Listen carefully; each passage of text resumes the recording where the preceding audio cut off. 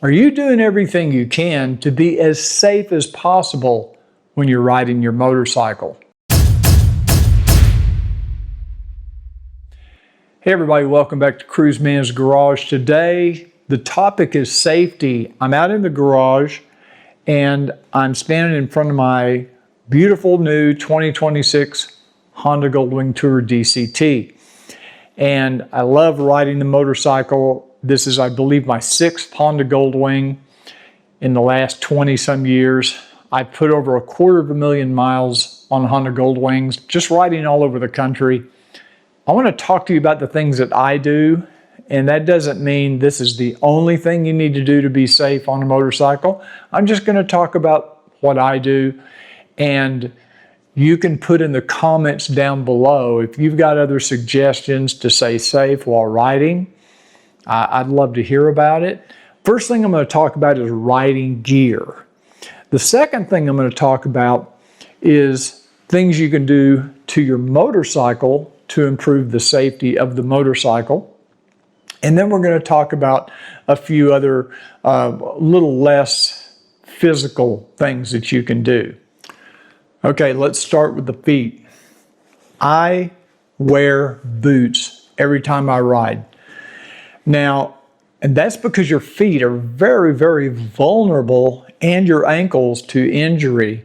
So if you should, even if you just fall off the bike and maybe part of the bike lands on your foot, that can cause a serious injury. I see guys riding around with sandals. I'm not kidding. I see sandals, tennis shoes.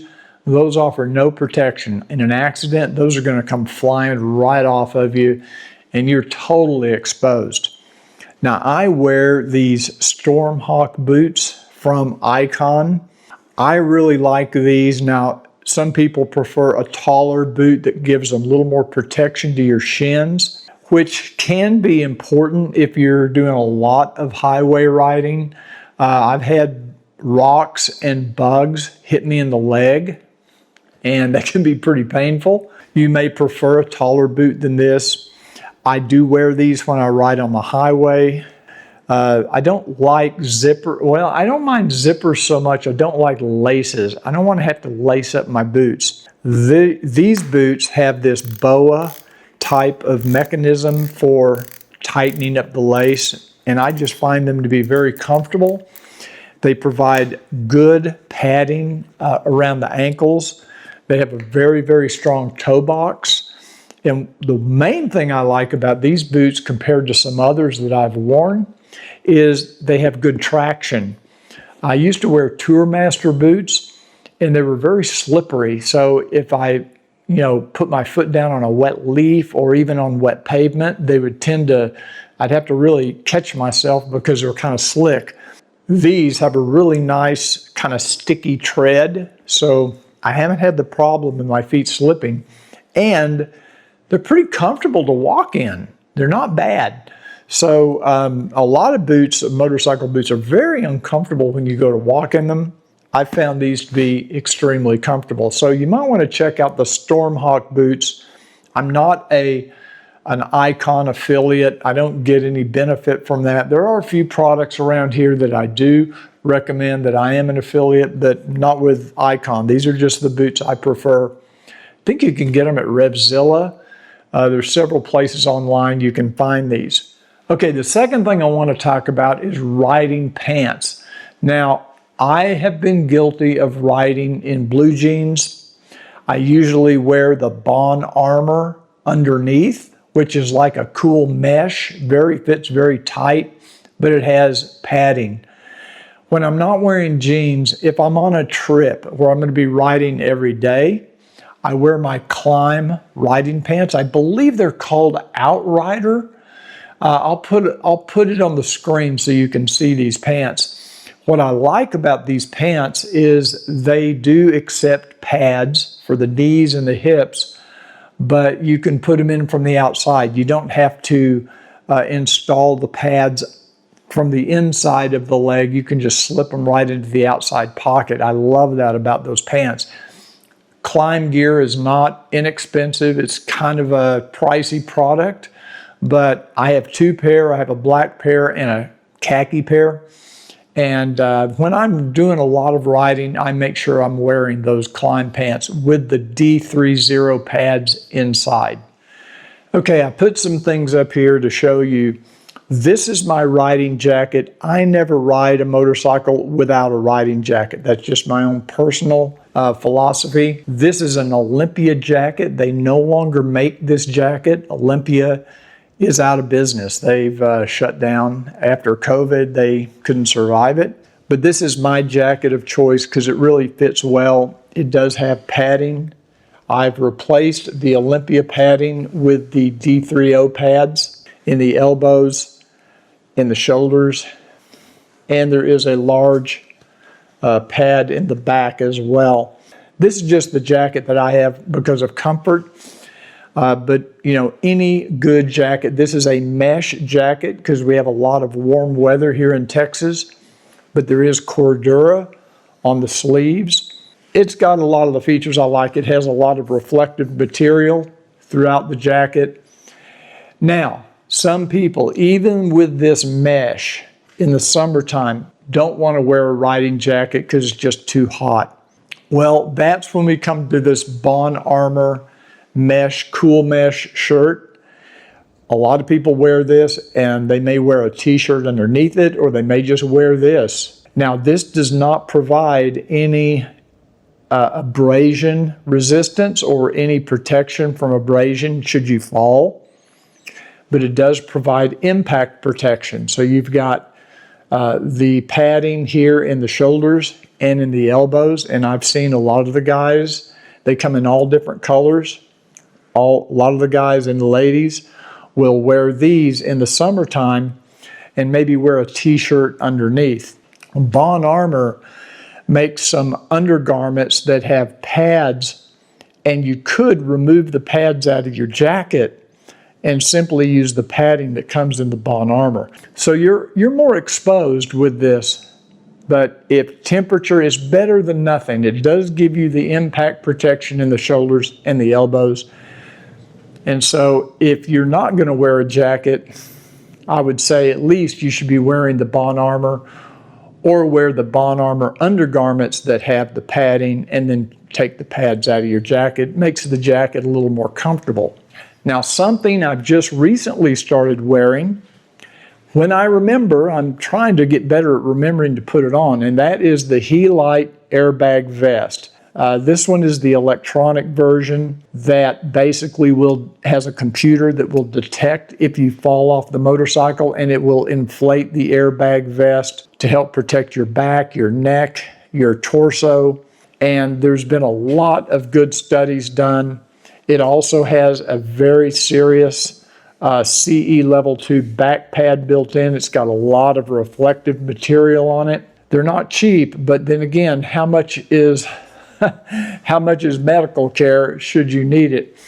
If this prevented you from getting broken ribs or any other serious injury, you're going to be glad you have it. My friend Dale talked me into this. I reached out to Helite. They sent me a vest to test and review. I'm still reviewing it, but I find it to be pretty comfortable. It's not uncomfortable other than it is a little hot in the summertime, but I just, power through it and wear it anyway. I personally wear my riding jacket, and then I wear the vest on top of the riding jacket, even in the summer. That's just me personally. Now, the next piece of gear that I wear every time I ride the bike personally is the Klim gloves. I think these gloves are overpriced. I actually had some gloves I bought from Cycle Gear that maybe were $30 or $40, and I actually think they're more comfortable. But these are well-made gloves. I bought them because Robert White has a pair of these, so does my friend Dale. They do have a lot of protection built in. They have a lot of knuckle protectors, have a nice zipper. They're pretty comfortable. They're not my favorite gloves I've ever had. I have a hard time finding gloves that I find comfortable, but the Klim are good. The important thing is that you're wearing gloves. Find a pair of protective gloves because your hands are very vulnerable. If you go down, even at a stoplight, if you just lost your footing on gravel, When you go down to the ground, the first thing you're going to do is reach out with your hand, and that's what's going to take the brunt of the asphalt or the gravel or whatever surface you're on. So I think a pair of gloves is just crucial. I never ride without my gloves. Now, those of you that have ridden around me or with me, you know I'm not bullshitting you. I'm telling you, every time I get on the bike, I have my gloves, I have my boots. I may not always have my riding pants, but I always have my jacket. And I'm trying to remember to wear that vest, you know, every time I get on the bike. I have to get in the new habit of doing that. So gloves, very important. Okay, now let's talk about the most important piece of riding gear that there is. Okay, you know what I'm going to talk about now is the helmet. This is your head, guys. This is your brain. You have got to wear a helmet every time you get on the bike. I don't ever get on the bike without a helmet, period. Your head is heavier than you think. And when you, or should you go down, your head is going to basically, most likely, it's going to impact the ground somewhere. Hopefully not, but it very likely. I mean, I don't have to go through the statistics of how helmets have saved many, many riders' lives. You just need to have a good quality helmet that fits properly. And I'm wearing the Sena Spectre helmet. You don't have to wear a Sena helmet. I wear it because it has the built-in communications, and I can, you know, communicate with Apple CarPlay, listen to music. You just need to have something to protect your head. Now, I prefer a modular helmet, one that has the chin bar that flips up, just for convenience. I know some of you guys probably wear 3/4 helmets. One thing that happened to me recently that really brought this to light. We were on our way back from San Antonio. We were in the car. Just got back into the Dallas-Fort Worth Metroplex area. We're on the freeway going about 70 miles an hour. And a rock about that big came fly. I could see it coming. That's how big it was. Right toward the windshield of our car. And I mean, when it hit hard. And it, of course, ruined the windshield. We had to replace the windshield. It couldn't be repaired. It cracked it, you know. Fortunately, didn't hit any other part of the car. And my first thought when that happened was, what if I'd been on the motorcycle? Number one, it would have destroyed the helmet. I mean, it would have cracked the plastic of the helmet or the fiberglass. But what if I'd been on a motorcycle without a helmet and that had hit me in the head? It definitely would have probably knocked you off the bike, knocked you unconscious, probably caused a concussion, and no telling what other injuries you would have suffered going 70 miles an hour on a highway, being knocked off your motorcycle. It hit that hard. There's no way you could get hit with a rock that size in the head, even in the chest. It would have hurt like hell. Maybe broken a rib. I mean, it was big. I can't emphasize enough how important it is that you guys wear a helmet when you're riding. The other important part of this helmet that I never ride without is on the back of the helmet. I am a huge believer in the break-free light for the back of the helmet. It'll fit just about any helmet out there. They make different mounts for different helmets. It's battery operated. I have never had the battery go dead on me. I've ridden 2 or 3 days without recharging it. This thing is great because when you start slowing down or coming to a stop, this light will start flashing, these LEDs, and they're very bright. They're on the back of your head, which is the highest part on the motorcycle. So they're right in the line of sight with the driver of a car behind you. The product comes off very easily, so you can move it from helmet to helmet. And as you can see, as you move, when my hand stops moving, it starts flashing. And that gets the attention of drivers behind you. You want to do as much as you can to make yourself visible. That's why I like wearing the yellow the bright yellow jacket and gear, as well as the white helmet instead of a black helmet, it's more visible. You'll notice police officers always wear white helmets. Okay, now let's talk about the motorcycle. What can you do on your motorcycle to make it safer? Well, what I've done is I've put sequential turn signals on the front here from Pathfinder LED. Every lighting product that I have on this motorcycle, I have put on here with the idea that it makes it safer to ride. I have the cowl lights on the front cowl, which really do add a lot of light to the front of the bike. Makes you more visible to oncoming traffic. Probably the most important safety lighting feature that I have on this bike is the Pathfinder LED spoiler, which has a running light, modulating brake light, and sequential turn signals. The reason I say it's important is because this light is up high on the trunk. It's not way down low down here. This light is much more visible to drivers coming up behind you than the standard stock Honda taillights, which are, in my opinion, way too low on the motorcycle. I also have the Muth signal mirrors. These mirrors are great because they'll show people coming up next to you what your intention is, whether you're changing lanes or getting ready to make a turn. Okay, so in this video, we've talked about the riding gear that I wear. I don't show the boots up here, but you can see the jackets and the Bohn Armor.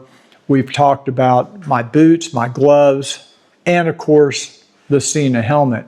We've also talked about some of the things for the motorcycle that can improve the safety. But there's one thing that none of these things can overcome, and that is having good riding skills, doing smart things when you're on the bike, making sure you're not drinking and riding. I mean, some of these are common sense things, but no riding gear, no lighting on a motorcycle, none of those things are going to compensate for bad riding techniques and poor skills. I would highly recommend, if you haven't done so already, take an MSF, either a 2-day course, or they make I think they have a 1-day, like a refresher course, just to keep your skills intact and sharpened. This is especially true if you only ride seasonally. Now, here in Texas, we ride almost year round. So I'm on my bike usually 2 or 3 days a week. But if you live in an area where because of weather conditions, you're only able to ride in the spring and summer, you are going to not be as sharp with skills as somebody who rides year round. So those of you that live in California or Florida where the weather's perfect year round, my guess is you probably have better skills than people who live, say, in Minnesota or Wisconsin, places where you can't ride for months out of the year. You lose that memory. My friend Dale is an MSF instructor. I'm hoping to do a video with him where he will show you how to do some of these things. It will help you stay sharp and be more able to react quickly in an emergency situation. Hey, you know the drill. If you like this video, do me a favor, give it a thumbs up. Make sure to put your comments in down below. What do you do to keep riding safer for you? Or do you think all of this is just a bunch of bull and it's not necessary? We want to hear from you. Other riders want to hear what you have to say about your concerns about safety and what are you doing to make your riding more safe, more enjoyable. Thanks for joining me today. If you have any questions, put them in the comments. And until I see you next time, remember what I always say, ride often, but ride safe.